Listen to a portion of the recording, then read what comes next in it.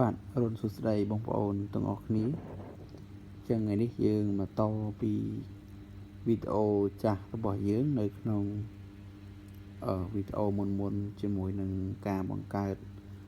channel ឬក៏បង្កើតនៅ Gmail នោះចឹងថ្ងៃនេះយើងមកតនៅចំណេះដឹងថ្មីសម្រាប់បងប្អូនដែលទើបតែចាប់ផ្ដើមជាមួយ YouTube ហើយក៏សូមអធិស្ឋានសម្រាប់បងប្អូនដែលគាត់មានជំនាញឬក៏ចំណេះដឹងរបស់គាត់ខ្ពស់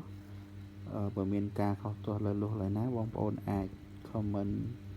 ក្នុងន័យស្ថាបនាក្នុងនាមជាជនជាតិខ្មែរដូចគ្នាបានណាចឹងសូមអធិស្ឋានថ្ងៃនេះខ្ញុំមកបង្ហាញបងប្អូនអំពី tool support សម្រាប់អ្នកប្រើទៅលើទូរស័ព្ទដៃសម្រាប់បងប្អូនប្រើប្រាស់នៅលើកុំព្យូទ័របងប្អូនអាចងាយស្រួលនៅក្នុងការចូលមើលប៉ុន្តែសម្រាប់បងប្អូនប្រើប្រាស់ទៅលើទូរស័ព្ទដៃចឹងបងប្អូនចង់ឲ្យមានភាពងាយស្រួលគឺបងប្អូនត្រូវការ download នៅកម្មវិធីមួយដែលកម្មវិធីនោះមានឈ្មោះថា YouTube Studio ហ្នឹងគឺពេលដែលបងប្អូន down ហើយគឺបងប្អូន connect ជាមួយនឹង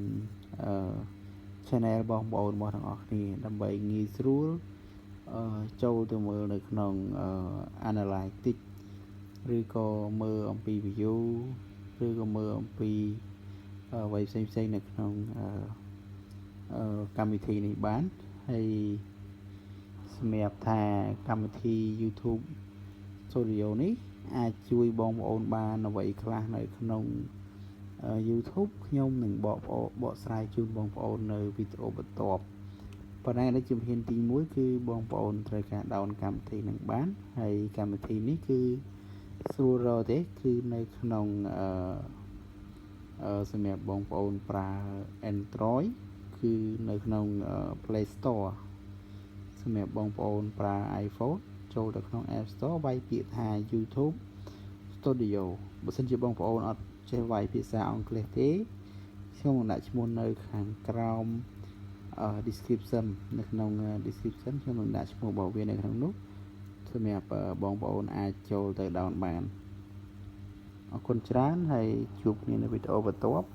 បើពេញចិត្តនៅការចែករំលែករបស់ខ្ញុំជាចំណេះដឹងសំខាន់សម្រាប់បងប្អូនទាំងអស់គ្នាបងប្អូនអាចជួយចុចនៅ subscribe channel របស់ខ្ញុំដើម្បីទទួលបានវីដេអូថ្មីអំពីខ្ញុំបន្តទៀតខ្ញុំនឹងឆ្លៀតធ្វើចែករំលែកជូនបងប្អូនទាំងអស់គ្នាបាទអរគុណច្រើន